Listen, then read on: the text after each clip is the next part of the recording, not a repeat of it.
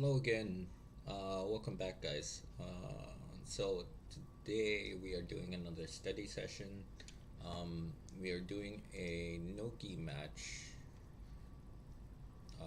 from the promotion Who's Number One. But yeah, let me just switch off the scene here. Welcome back. Maybe that's a little too dark. Let's see if I can line that up. There we go. Right. Hope you guys are having a good morning so far. Um, yeah, as you can see, I cut my hair. When was it? I think it was sometime this week. I can't remember exactly when. But yeah, so today we're doing a no-gi match from Who's Number One. Two, I don't know if I would consider them heavyweights, probably middleweights. They are fighting at 185. This is William Tackett versus Tye Ruotolo. Ruotolo. That's a difficult name for me to say. Anyways, William Tackett may be related to Andrew Tackett. Maybe I'll look that up a little bit later. But yeah, that's the match that we're going to do. I've been trying to see. I've been trying to find a few different promotions. I did find another one called Python Promotions that was active about 3 years ago. So maybe next week I'll pick one of their matches. But anyways, let's get into it right now. Let's see. Window capture. There we go. All right. So, right, you can see at the side here. So let's just start at the beginning. I'm guessing this is Tye. He's from Atos. You'll be able to tell by his rash guard at the end there. So let's just get started here. And it says right there, checkmat, team checkmat. Atos being one of the, was it Andre Galval? I want to say Andre Galval. Checkmat. I'm not sure who the main guys from Checkmat are. Their name escapes me, anyways. But some of the biggest teams that compete at the highest level. Yeah, and you see his name right there. So let's just start it one more time. Instant head tie. So we can see that William Tackett has that inside control. They're fighting on the right side already, trying to swim. We see that shoulder shrug. Oh, tries to go for an outside leg trip. I don't think that's too effective of a sweep. You're not really going to um, you're not really gonna sweep anyone without grabbing onto their upper body in this situation. So maybe it was just something to cause them to go off balance.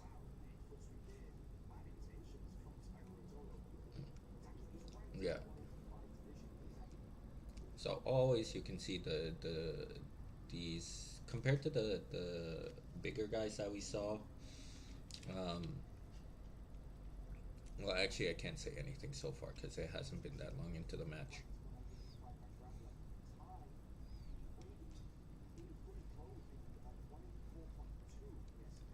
Yeah, so keeps going for that plum clinch, the two hands on the back of the neck, maybe trying to pull him down for like a pull down. What is that? A snap down, or a guillotine. Maybe try and set something like that. If you're able to like force a person to really respond to your snap down by lifting their head up, that gives you a small chance to actually go for your own takedown at the, in regards to that. So we'll see if he tries that later on.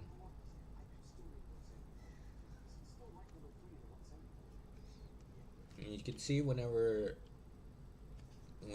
Tye gets the double plum clinch, um, William is actually turning off to the side to make it easier for him to get one of these hands off. So you can see he's trying to turn his hip, turn to one side.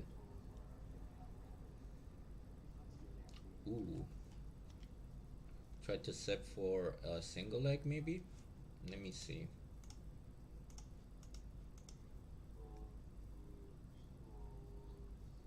Hand fighting. He sees that leg come at the front. Oh, okay, okay. Yeah, tries to go for that single leg. So because he already knows that Tye is going for that double plum clinch. Okay, he's trying to bait out that front leg, right? And you can see he already has one hand underneath the bicep, like he's been working the last few times. So he's been working it like this, and he keeps trying to shrug that shoulder off so that he can extend the elbow. So this time when he sees Tye going for it, he's gonna shrug his head back, shrug that shoulder, and push that arm across. Because that arm's in front, he can use his opposite hand to try and grab that single leg, right? Very hard to turn, very hard to stop a single leg if your shoulder, I would say body as well, if your shoulder is turned away from your opponent, right? Because you're basically completely sideways. You don't want to be sideways against a single leg or a double leg in most cases. But he responds real quickly by lifting that leg. William responds by trying and keep a hold, but Tye does a good job of escaping there by using that jump. Once again, oh, ooh, that was nice.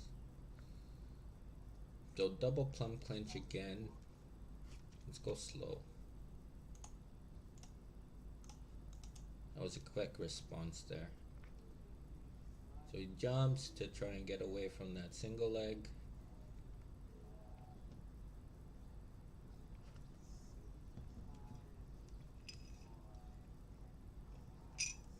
Goes for a double plum clinch once again, like he's been doing all match so far. For the last minute, he shrugs it off. So grabbing with the opposite shoulder, shrugging the head back, and pulling the head back and shrugging the shoulder, right?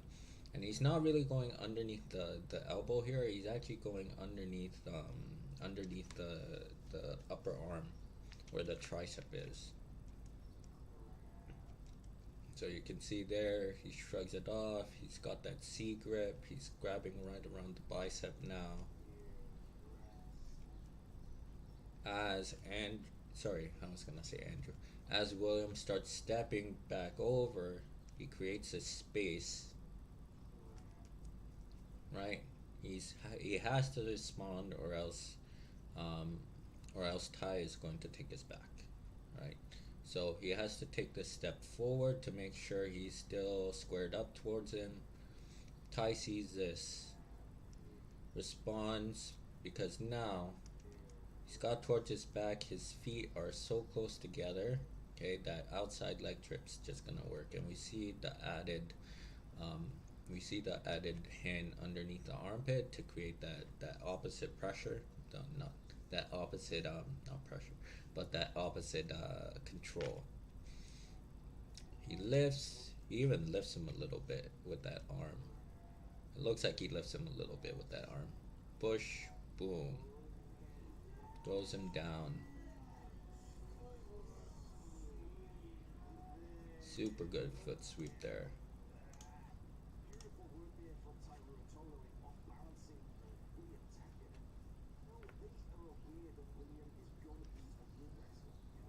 He just keeps going for that plum clinch. Oh, no. William's going for his own.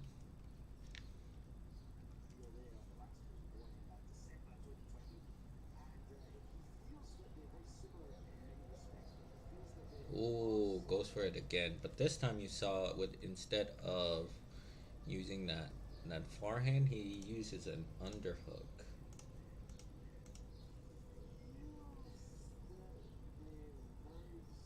So right over top of the head, not the neck here, so you can put even more downward force on the neck. If you're grabbing down low on the neck, it makes it very easy for a person to posture up their head. So you want to grab at least on the top. You're gonna slide off the head a bit more, but it's better than just hanging off them, really.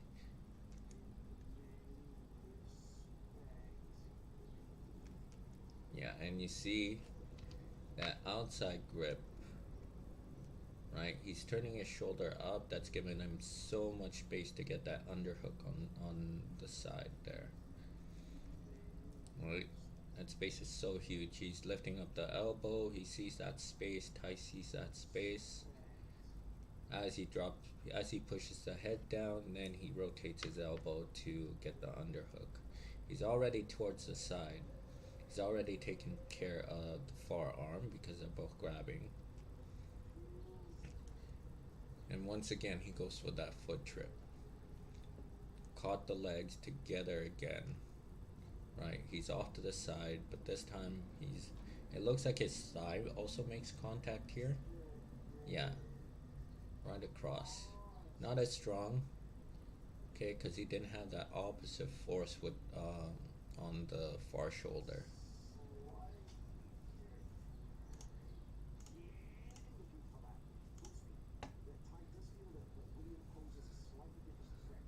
Oh,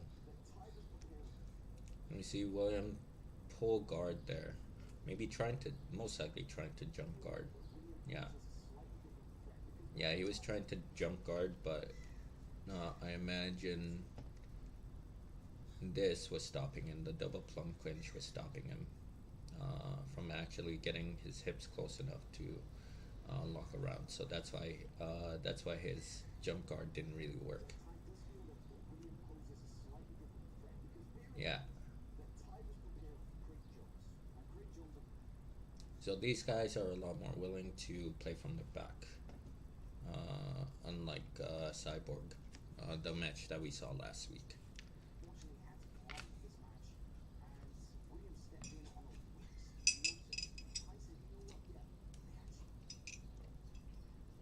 Excuse me. Keeping Williams trying to keep his distance. Oh, that was a quick step over. I really like doing that type of step over.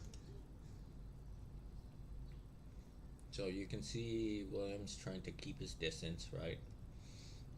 Very difficult if you're already on your back, right?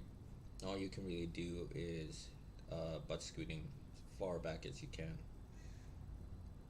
And this is normally going to be the better way to butt scoot in most situations if a person's coming at you aggressively. You got your post, you got your frame, right, and you got your leg at least. Well, he's trying to connect this leg here. You're normally pushing back with this one, right, and switching sides right away too. You can see though, let's go slower. Most times there's this moment when the legs are completely straight, making it easy for a person to take advantage. So we can see as he goes to this side, right?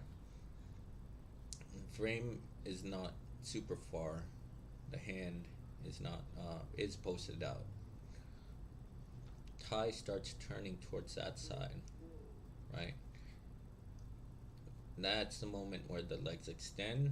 Okay, he's gonna circle this leg here and step right over top. Good. Leg still disconnected. Steps right over top. Now, boom. So quick knee cut and goes for the crossface too. Now the only thing that's really saving William is this knee across and probably the right hand frame, which I can't tell where he's framing off of in this situation.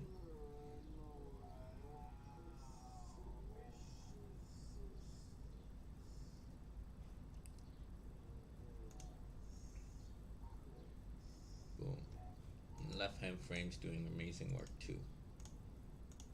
Go back. Oops. Pushes him over. Ooh. Okay, this is interesting. So Tye's gonna come in for a knee cut pass. Right. This leg gets stuck underneath that right thigh, the one without the knee brace. Pushes him over, goes for that knee cut. That leg's already across, right? You can see some people can try and go for leg locks from here by just pulling the leg, the heel of this leg up towards them, and then they get into this 411 position, cross hashi.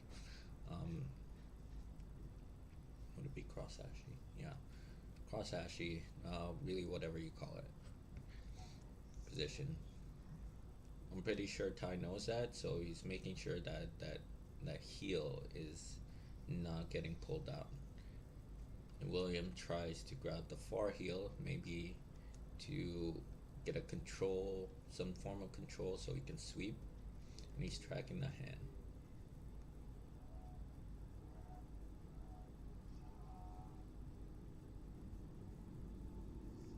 So you can see he gets him on the ground. Now he slides his his left hand underneath the thigh. Normally when a person is doing this, they're trying to set up a calf slicer, or like a calf crunch. It's very, very painful. It's a very painful submission. Some people can just deal with the pain of it. But the idea is you create a little bit of space, basically a wedge, between the person's thigh and the lower femur. Okay, and then you just crush both those parts of the legs together, sometimes in hopes of either cutting off the calf muscle, or sometimes in hopes of breaking the kneecap apart from each leg. You can see right there, he gets that rear naked choke grip. So now because this leg is already crossed, he needs his opposite leg, this one right here, to lock underneath most often and create even more pressure.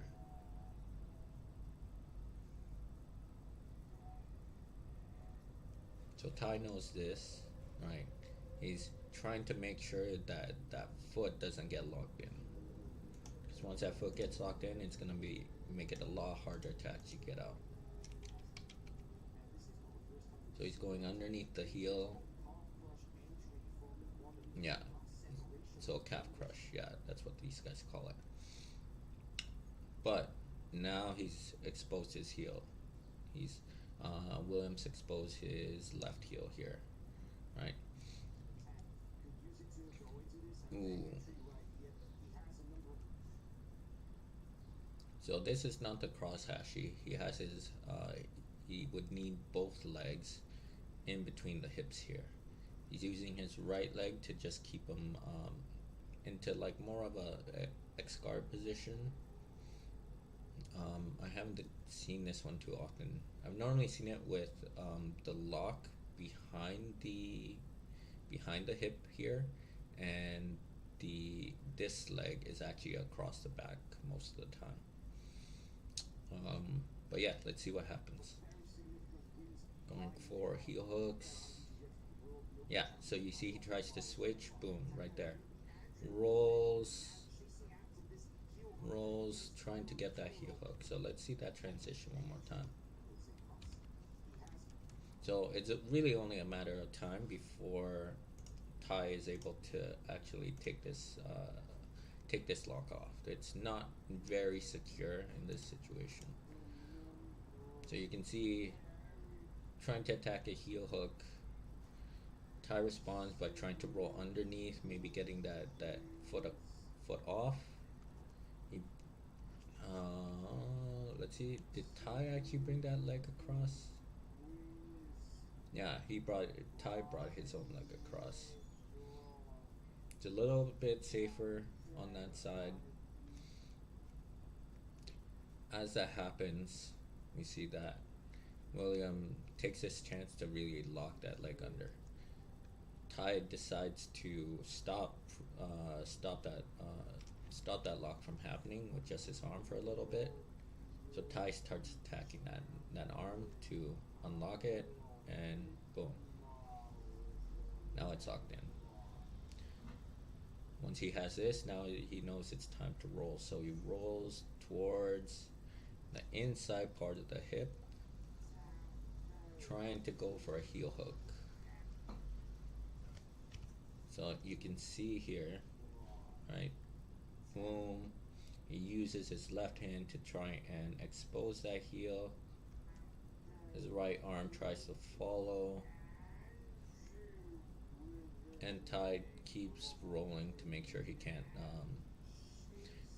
to make sure that Tye can't actually get it.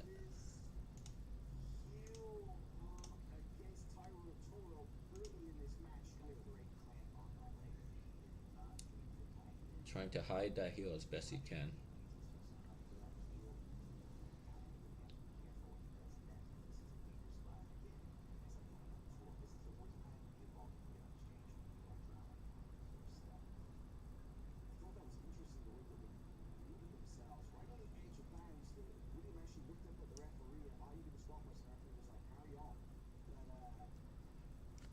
Right.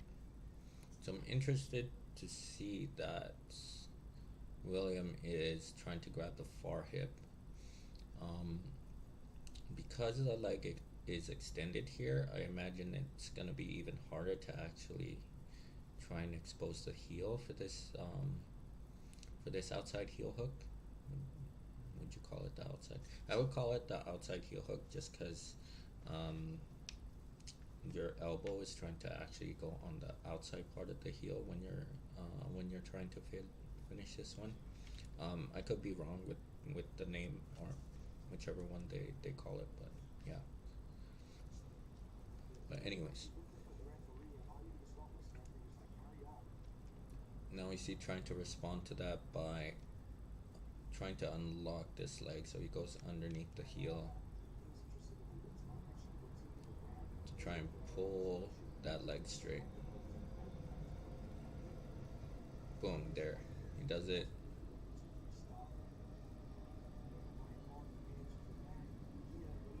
Oh. Oh. Oh, wow. Let's see that one more time. So as he unlocks the leg,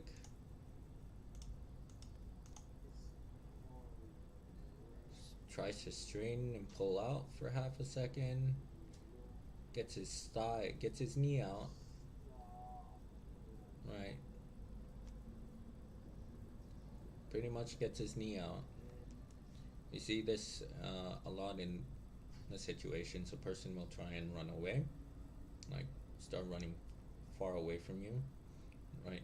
As long as you can keep this knee on the front of your thigh, I would say probably the front part of this thigh, it's gonna be super difficult to escape. But you can see his knees already escaping. William is trying to use his left hand to cup the knee and try and pull it back in. But Tye is also pushing William's left leg down towards the ground to make it even more difficult for William to actually bring his knee back in between his thighs. And then he swims underneath. So now we can see this, I'm not sure what this position is called, but we can see that he's trying to go underneath the hips here. Kind of like I would say maybe like a berimbolo in most situations. He's already cleared the far leg, and he's already gone the far hip, so he's in a good position to take the back. Andrew has to make sure either his shoulders stay on the mat or he unlocks his leg, which is probably not going to happen because Tye is already crossing his legs, and you can see his chest is already on the lower back of William. So now all he has to do is keep trying to climb up. Normally, you would see this to set up twisters and stuff, but um, yeah, I don't think he really goes for that in this situation. Maybe he doesn't feel like he can get it, or um, it's just not a submission he practices very often. So he's grabbing the neck, making sure he can try and pull William onto him, and then there he goes. He already has one leg secured. He has the, yeah, he has the seatbelt. Now he's, normally it's a lot harder to get out of somebody's back control if they just have one of your legs. Not impossible, but yeah, his William's shoulders are no longer on the mat. He's not able to turn back into him, turn towards his right side, right, because his thigh is stopping him. So all he can really try and do is try and turn towards his left side, rolling towards the mat here with his face down. So let's see what he decides to do.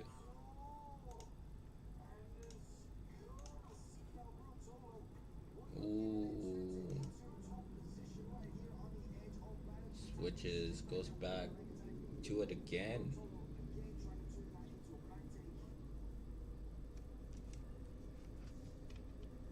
So we see almost the exact same back pick here. So he's trying to get towards the other side, right? Which is also a good option. Because if he can get his hip on that side, he can start turning away from him, right? And in this position, Tye can either turn it into like a mounted position, but yeah, William's too quick to actually get mounted, so he scoots back right away and gets his legs back in play. And then we see a more standard type of knee cut in half guard here, but this leg is still across on the front of the hip. And we see that exact same position that we saw before, the knee being slid out. We see the inner part, William's right leg trying to come in underneath the thigh, and he's using this time his left arm to pull the knee inwards, right? This normally is gonna expose the back, so Tye ends up rolling underneath just like he did on the other side. He has the far hip, but lets it go this time because William actually, I think, lets go of the leg. So he sees he's most likely gonna get his back taken, and then boom. A lot of action in the first 4 minutes. Oh, I need something to drink.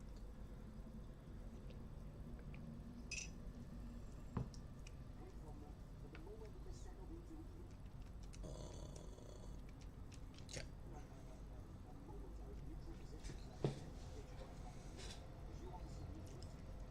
So that's a good way to actually stop a person from using that bottom leg to hook, just stepping on their ankle or their thigh. I see this sometimes in gi if a person is doing like what's it called, spider guard, right? They'll try and circle their hand inside and then kick the leg off with their foot.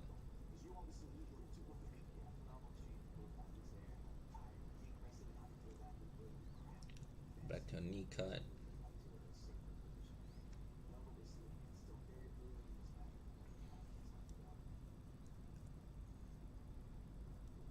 Ooh.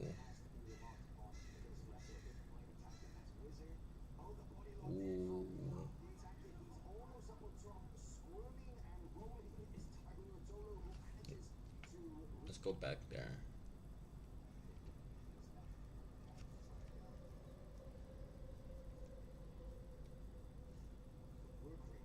So we see either Tye does a good job of stopping this now. Alright, we see Tye using that unhooked leg to try and peel off this one and then try and pass guard from here, but William ends up pushing. Alright, once he tries this time, he goes for a body lock instead, so he's no longer completely underneath him. He's giving the leg control to go for the body control. Right, you see this a lot more in high-level wrestlers. I think Tye's right leg is no longer hooked. Yeah, it's not underneath William's knees, so William can actually stand up. You see that Tye try and go for that outside leg throw, outside hip throw, right, from judo here. But Andrew has such a good base, it really doesn't end up working out for him. Still keeping that body lock, he knows he needs to turn back into him, so he uses, Tye knows he needs to turn back into him, so he uses that arm to push the shoulder off, push the head off, and keep turning.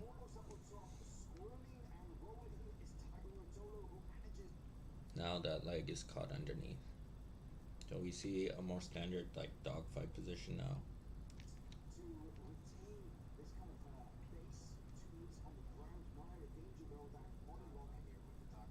Ooh. So let's go back.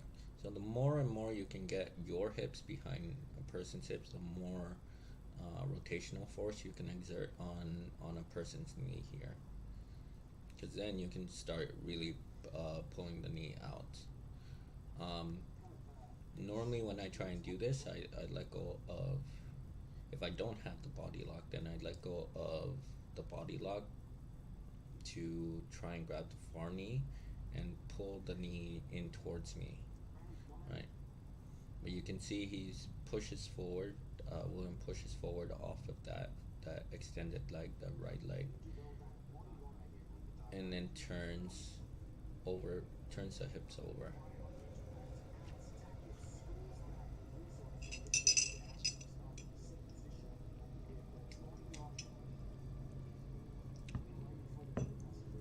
And now they're gonna try and reset them at the same position.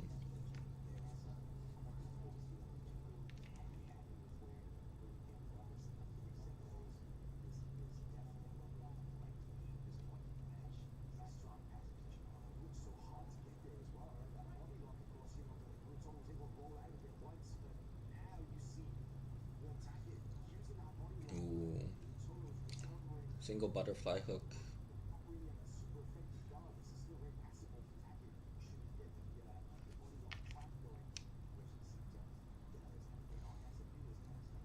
The single butterfly hook against like a body lock won't always won't be so effective. Just because there are ways a person can use this arm in this situation, using this arm to grab the right foot and then just keep the right foot from extending, and then the person just steps over top of the knees towards the hips. It makes it very, very difficult. So you can see Tye is trying to make sure his hands are still in play, trying to lift the head, pull the elbows open.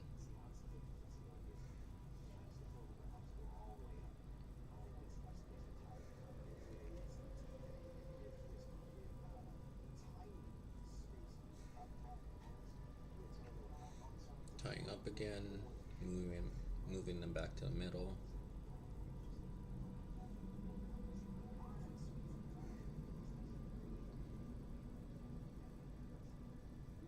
Yeah, outside foot sweep is really working for Tye.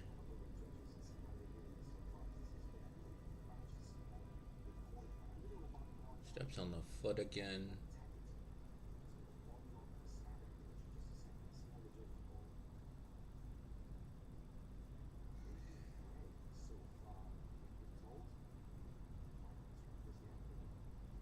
Ooh, inverting this time. Let's go back. So I think I mentioned before, inverting is a good way to actually start being able to maintain your guard when somebody actually throws their leg over the top, because they haven't really passed your feet if you're able to invert. So what do I mean by that? We can see the hips in front. You see the feet in front of the hips from William. As he steps over, he uses this leg to actually stay hooked and starts that inversion roll. And he's able to keep his hips still in play, right? Otherwise, his hips would be lowered down towards the ground, and his legs could no longer be squared up to Tye in this situation. This was what I was expecting Cyborg to do in the last match we saw last week. Inverting, he's pulling the leg in once again, gets a hook underneath the knee, starts using this leg to turn and push, and now he's in a better position to go or to try and set up leg locks.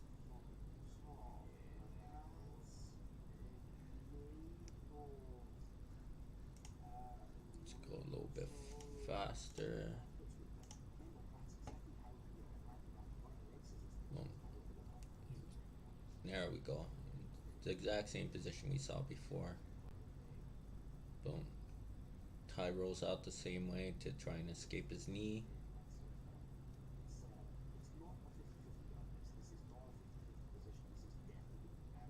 Boom. We see the cross hashi there for half a second. Boom. Ooh. A lot happened there, so we'll go a bit slower.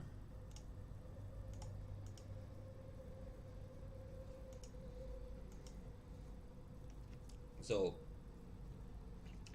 Tye's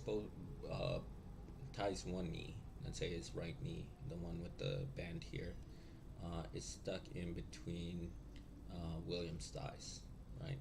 You see William trying to hold on to, I think that's an underhook on the left leg underneath the left knee, right, to just maintain control.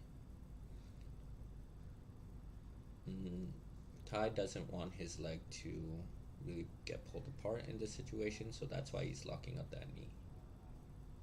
Or he's trying to lock up that knee. He underhooks that to get Williams lock off. That because of that, he needs to extend that knee to really start trying to escape and unlock this leg. Tye starts following him, right? We've seen this roll before, just a couple minutes ago. Trying to maintain control of that leg. Right? Going for the heel hooks. Just trying to get that straight ankle lock control.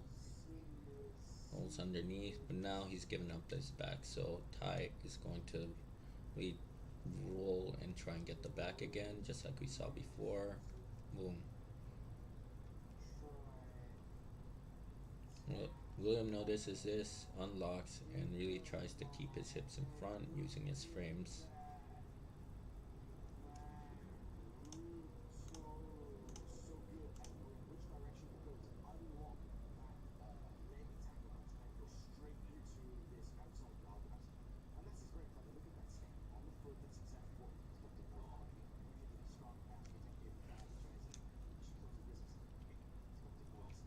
So we saw that time William couldn't actually invert to keep the legs in front. This was because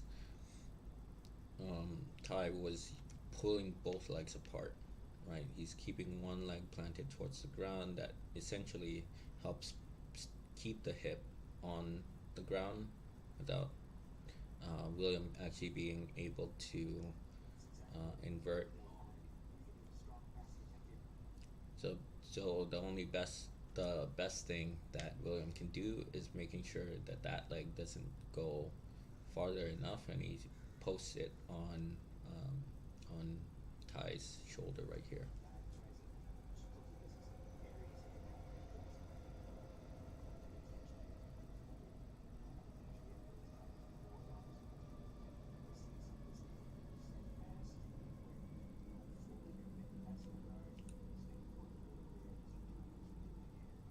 Ooh.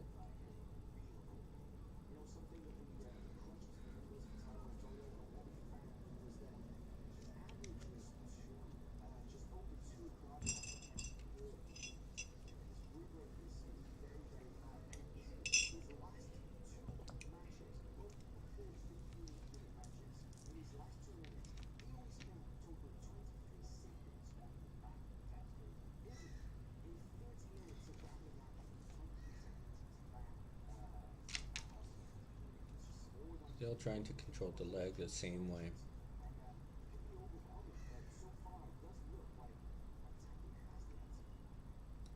We actually see Gordon Ryan a few years ago get really good at entering um, the inside Ashley position um, with this type of entry.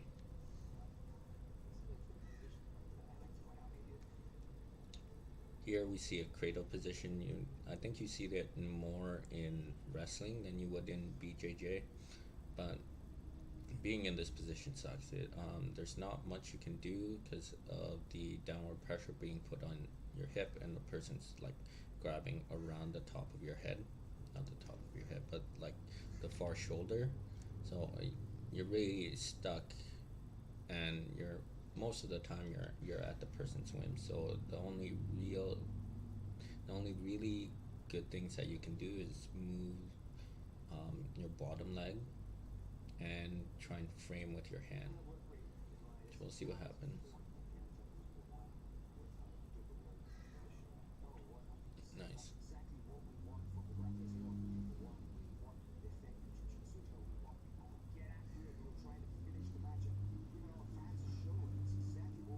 Ooh. Let's see that. So he's been trying that all match, really sliding that knee and trying to drive over top of his leg.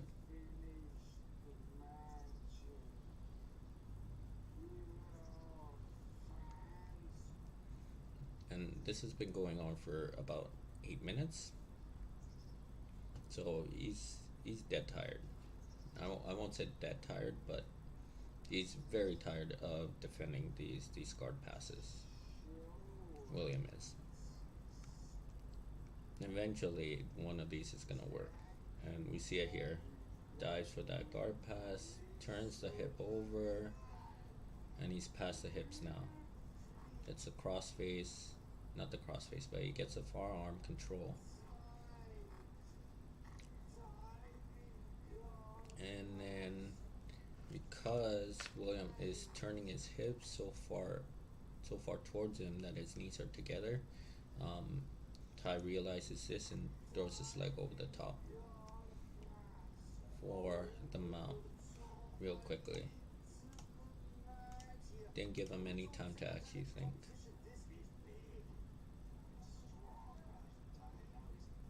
Interested to see what type of choke he goes for here.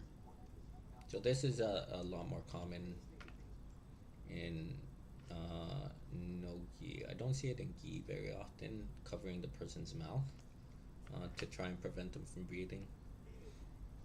You can normally get away with that because sometimes it'll look like you're pushing the person's jaw across, but you can make it so that you make it even more difficult to breathe. whether that's allowed or not, just stopping a person from beating with your hand. I am not sure. Um, but yeah, athletes do it all the time, so I'm not gonna knock him for that. Uh, Also, he's using that hand. He's using this hand to actually um, push the arm, the not the arm, but push Williams' head into his far shoulder. So I'm kind of interested to see what will happen. Um, you can do a sort of nogi Ezekiel from this position, but we'll see what actually happens here.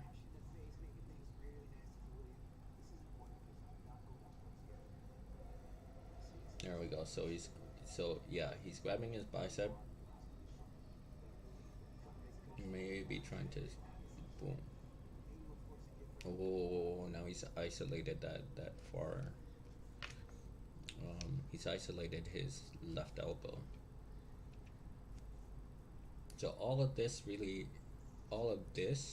the stuff with the hands, is so that William doesn't start pushing on Tye's hips. If you can distract the person from the actual problem, from which is getting out of mount by pushing the hips and stuff, then a person starts making a bit more mistakes. So he has to respond to these. So now he's trying to get the arms off, and as he tries to get the arms off, see Tye responds by getting that underhook underneath the elbow.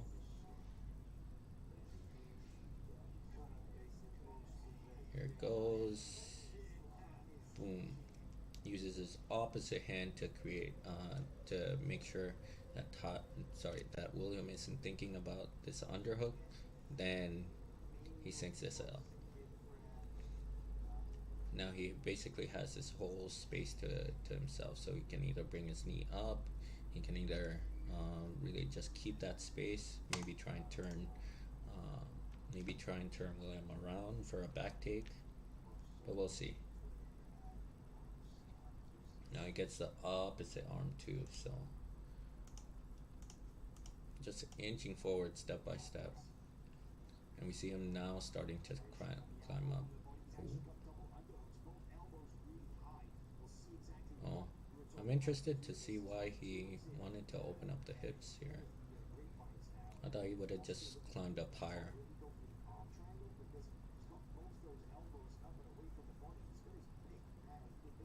Ooh, Americana lock. Ooh. Now he's got to work for it again.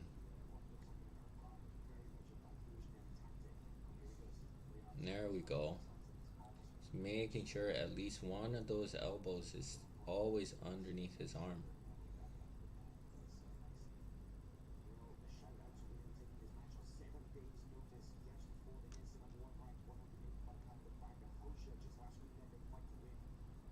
Using his head to make sure he creates wedges. Oh. Ooh. Gonna be very hard to get one of these submissions just because they're super sweaty already. So we see that Americana lock position.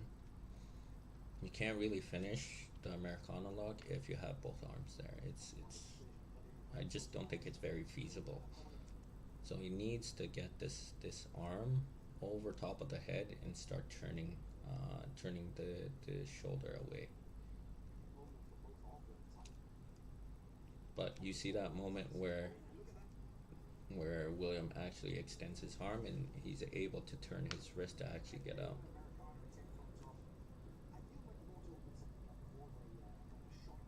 So a lot of times in no-gi, I don't see a lot of submissions from top mount because of this reason, because there's both guys are sweaty. I'll say both athletes are sweaty. It's very hard to keep grips. There's not a lot of friction that you can use to actually maintain control in that situation. So I see a lot more submissions from the back.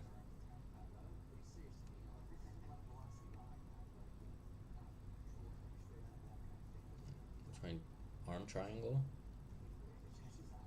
trying to get that, trying to get Williams' left elbow over top of the shoulder here.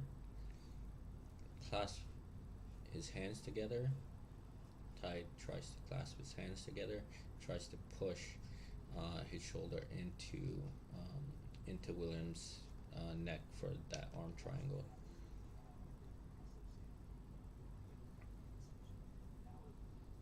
But that grip is really what's saving him a lot of the time.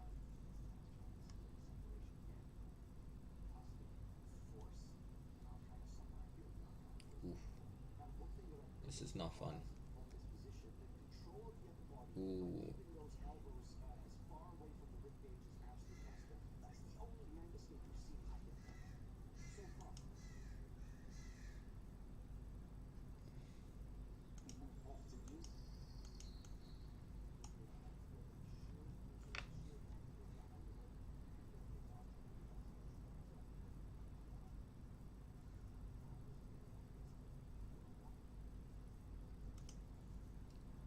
Oh, he actually lost mount.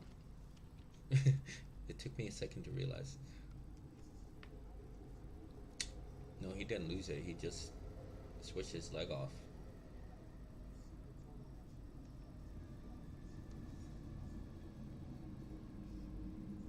Yeah. So let's see what he tries to go for now. What Tye tries to go for now.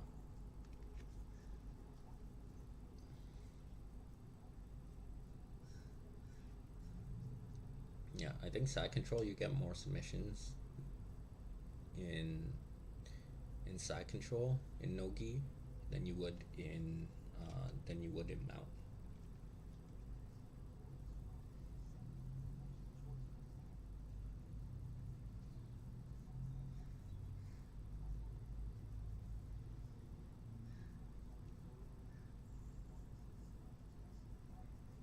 See William trying to go for that leg locks position again, but I'm pretty sure he's so dead tired from just defending the mount position there. Knee on belly now. Ooh.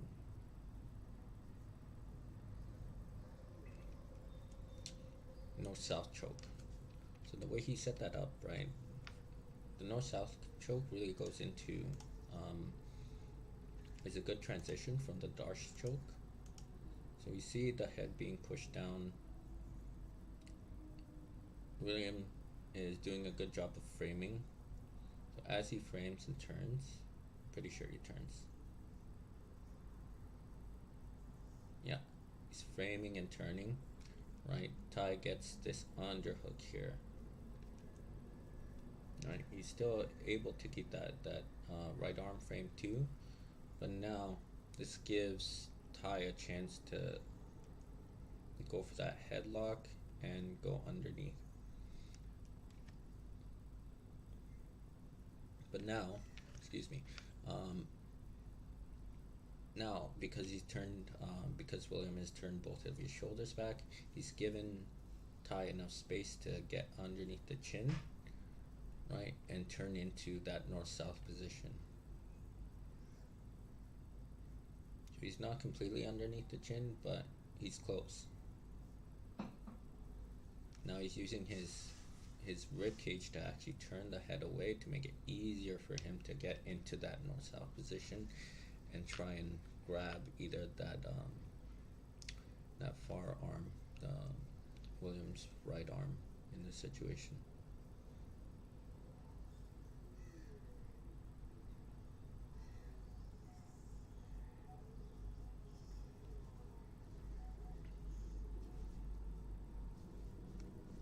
Yeah, that's nasty. That's nasty.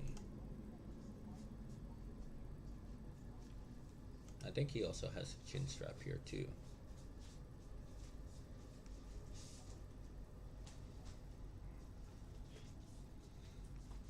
Turns to the side again, and yeah, just goes straight back to it.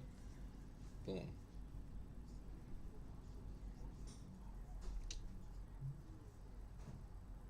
back into mount again. So the Darce Anaconda and North-South choke are kind of like you would think the triangle, omoplata, and armbar. They just work so well into each other that if you can start adding even one of them into your game, you can start finding ways to really find how to connect the other two together. So we see a lot of a good example was the Mackenzie Dern, Michelle Nicolini one that we saw a while ago, where she had the triangle, and then I think she switched it over to a omoplata lock from there.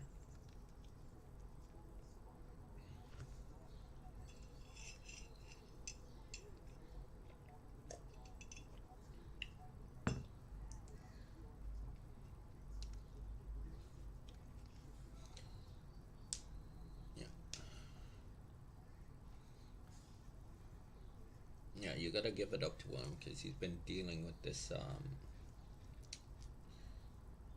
with all of Tye's attack for pretty much the entire match.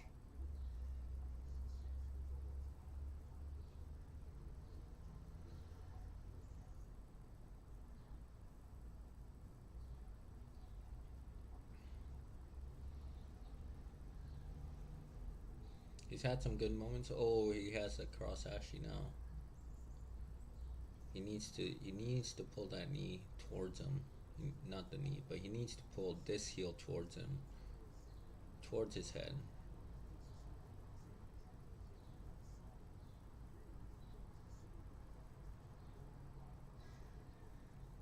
It's just so difficult.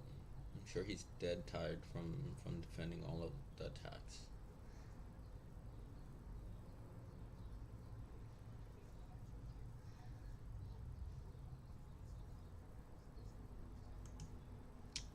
So I normally call this a no-gi baseball choke.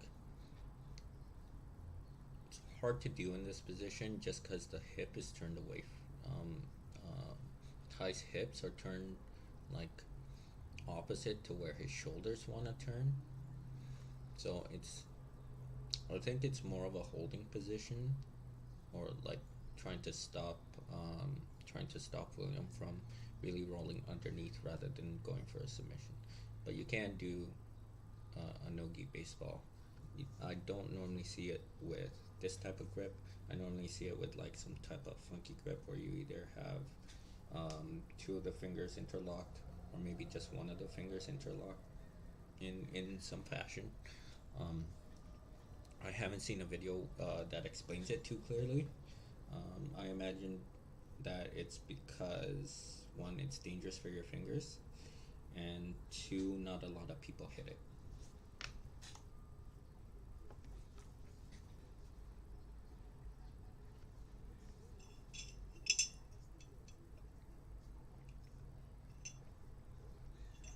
Excuse me.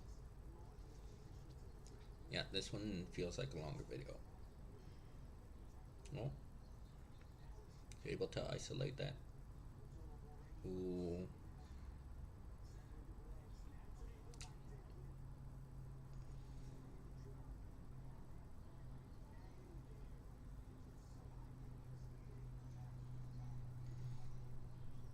Nice. We see the same back take. Ooh. And turning that into mount.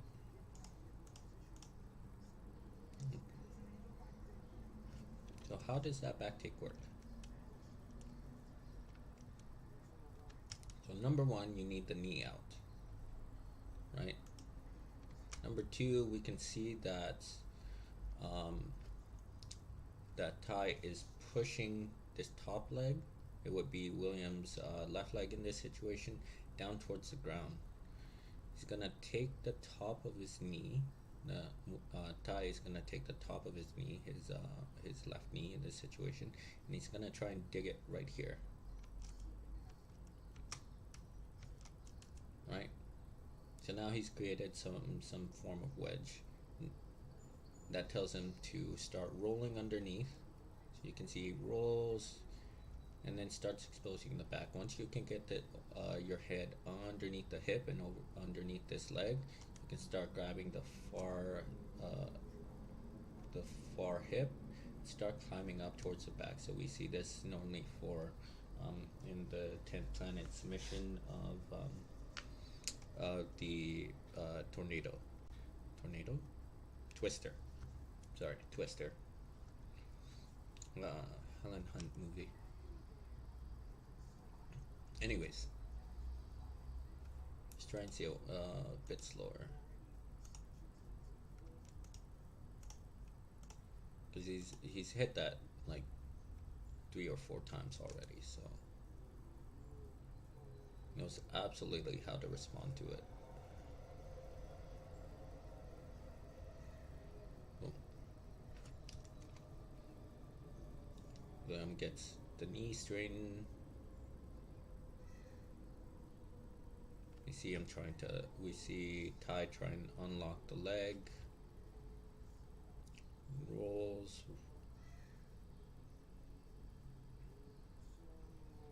And there we see the knee pop out. Right? The leg is free. The left leg is free for Tye here. Pushes the foot down.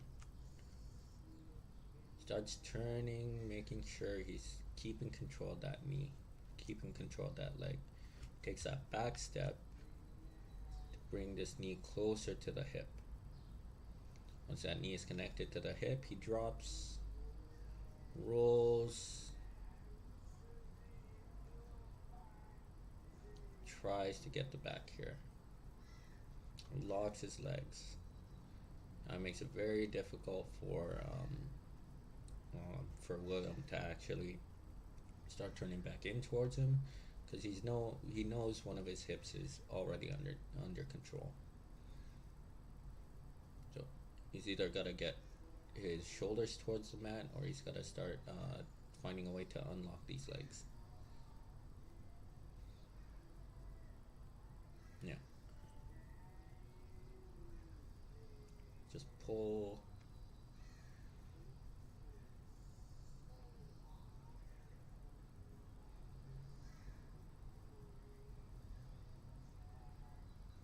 Boom. And there we go. Pretty much gets towards the back there.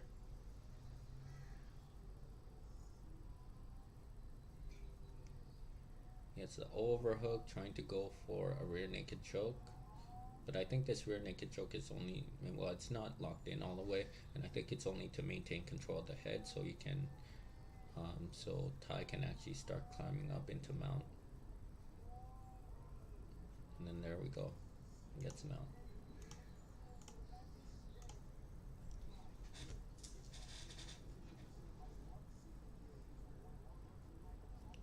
Ooh. And then I think I'll just let it play for the last little bit here.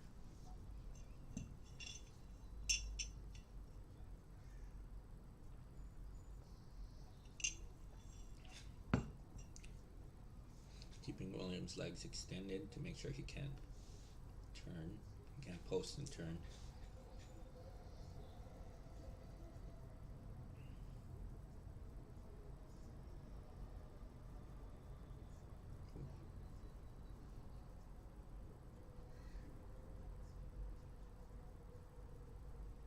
Just brutal.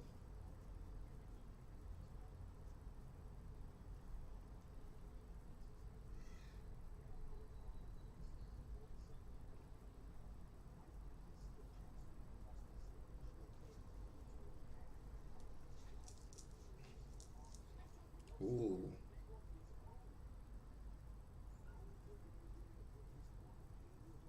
Why not? Really, at this point, you sort of know who won the match, so there's no danger in him really trying to go for a leg lock in that situation, and maybe try and finish it, because you never know. The guy, William might be so tired that like he just doesn't think for half a second. And then there we go. Ooh. That was tough. That was tough.